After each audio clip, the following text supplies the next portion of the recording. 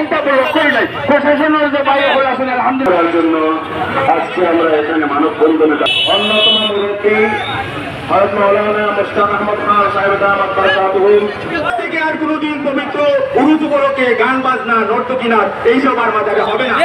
আপনারা আমাদের সাথে থাকবেন, প্রত্যেকটা উরুজে যাতে গান বাজনা না হয় এই জন্য আমাদের সাথে আপনারা থাকবেন।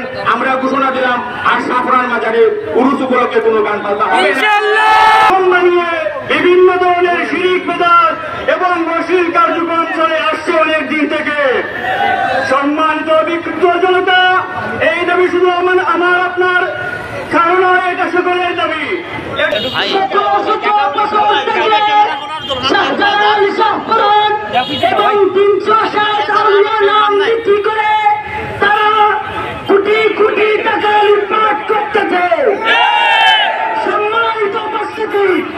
আপনারা জানেন আমরা ছোট ছোট মানুষ বিগত 1 মাস থেকে এর পিছনে লড়াই করে আপনারা সবাই এখানে একত্রিত হয়েছেন।